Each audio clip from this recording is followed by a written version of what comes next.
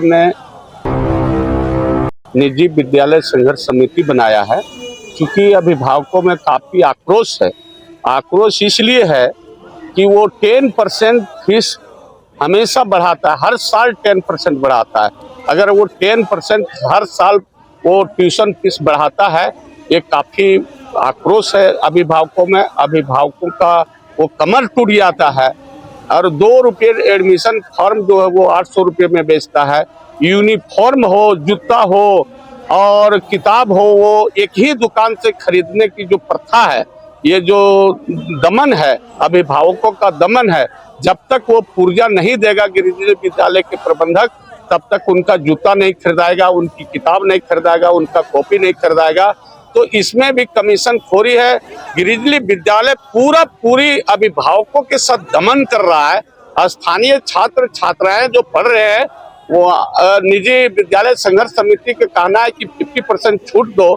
इसलिए छूट मांगा जा रहा है कि 2-2.5 एकड़ जो डीवीसी की जमीन है, डीवीसी की जमीन में वो गिरिजली विद्यालय चला रहा है और वो डीवीसी के जो जमीन रैयत दिया है, तो जो रैयत वहाँ डीवीसी को जमीन दिया है उनके बच्चों को 50% छूट दिया जाए और वार्षिक शुल्क लिया जाता है, री एडमिशन के नाम पर लिया जाता है।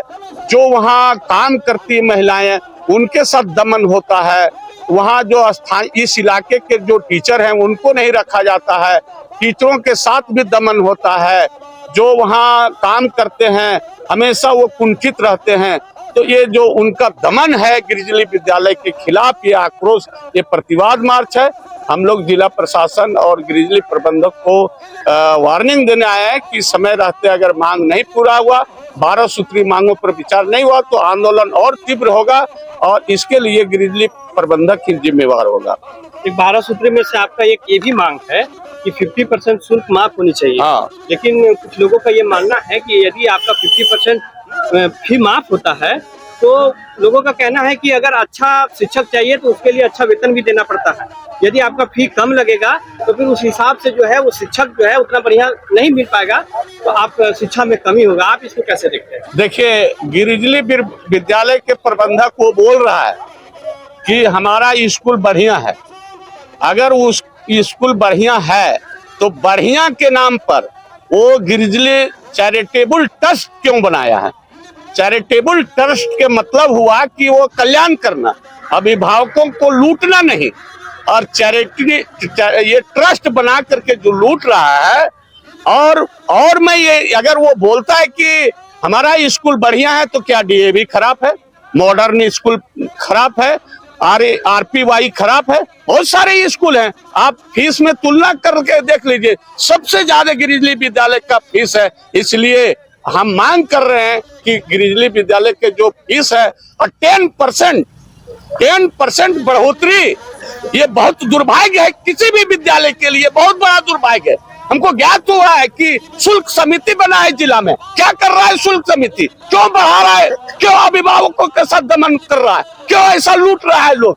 इसके लिए कौन है? इसको क्यों नहीं देखता है? अगर नहीं देखेगा तो जनता देखेगी।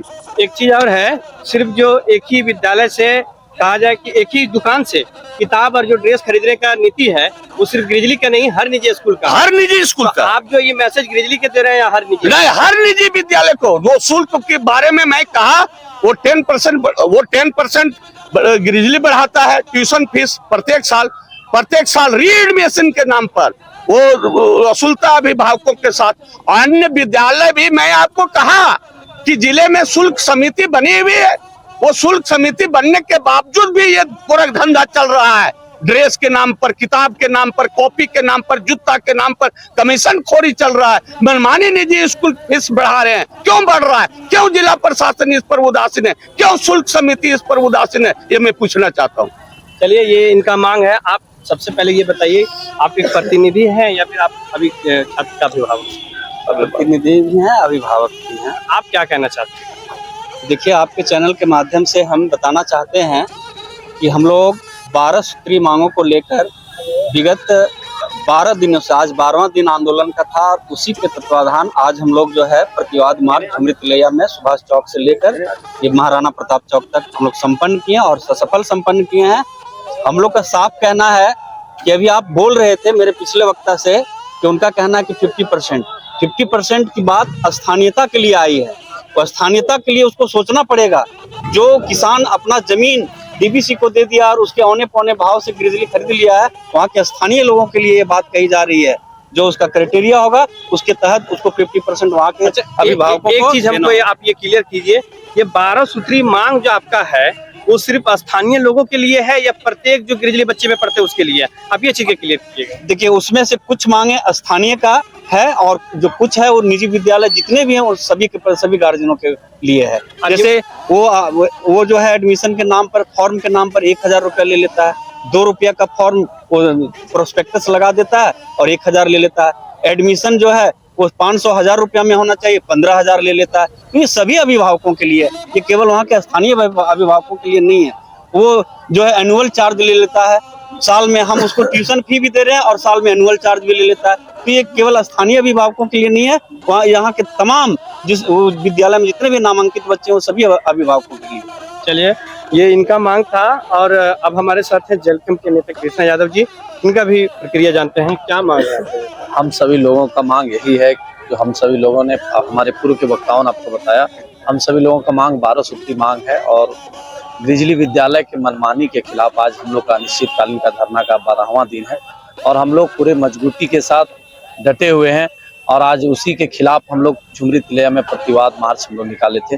हम लोग जिला प्रशासन और ग्रिजली विद्यालय को हम लोग चेतावनी देना चाहते हैं कि अभी भी समय रहते हुए हम सभी लोगों का जो मांग है इस पर पुनः विचार किया जाए, और नहीं आप विचार कीजिएगा तो इस आंदोलन को और हम लोग तेज करेंगे और हम लोग फिर इसका जिम्मेवार जिला प्रशासन होगा, ग्रिजली विद्यालय होगा। तो ये थे जेलकम के नेता कृष्णा यादव जी। अब यदि मौका मिलेगा तो ग्रिजली विद्यालय के प्रबंधक से भी बातचीत करेंगे और उनसे भी जानने का प्रयास करेंगे कि हालांकि इन लोगों से वार्ता क्यों नहीं करना चाहते हैं। तब तक के लिए जय हिंद।